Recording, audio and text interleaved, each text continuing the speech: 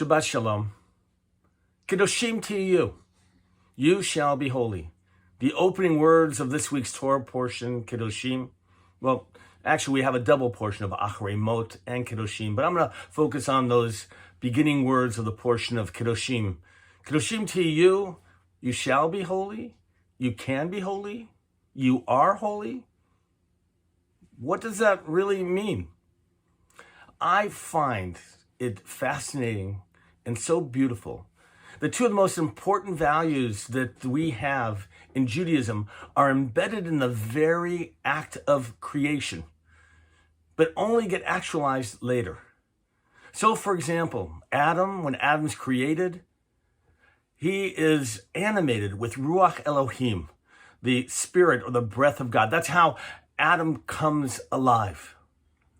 And so this idea of the holiness is embedded in this early moment of creation, and yet we don't hear about it anymore until this week's portion of Kedoshim Tihyu.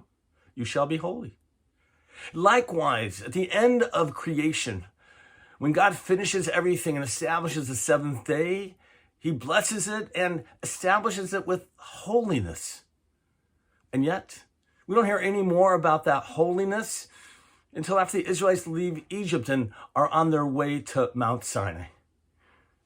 So what do we learn from this? We learn that so many things in life have potential, but have to be actualized. We have to do something to bring them alive and to bring them into our lives. The seventh day, it has all the great potential. A day in which we create holier lives. A day in which is dedicated to the highest values of putting aside all those trivial issues of the week and really elevating everything to another level. We have to be able to not just claim it, but it's acting on it that makes it a day of holiness, to live in holy time. And what about the human potential for holiness? Well, it's only when we see that the other person across from us is made in the image of God, and that we likewise as well then are made in that image of God. It's only when we recognize the holy potential of the individual that we have that ability to become holy ourselves. But it's not just recognizing it, it's actually acting upon it. And the Torah is that blueprint for the actions that elevate all of us to a holy level, that acknowledge that that's the type of existence that we can have. We can be holy. The word Kodesh, we translate it as being holy, but it really comes from the definition of being separated for a special purpose. The Torah is the first blueprint about separating from the pagan ways to create a better life and existence.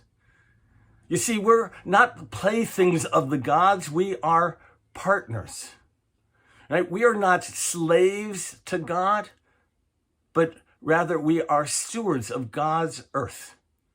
And when we can recognize all that, we elevate ourselves to that state of holiness. So by the way, Kedoshim Tihyu, you shall be holy. It's not just claiming it, it's acting upon it. How we treat others and how we have the potential to create holy time.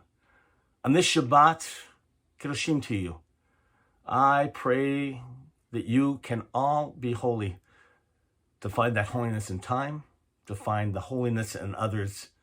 Wishing you a Shabbat Shalom.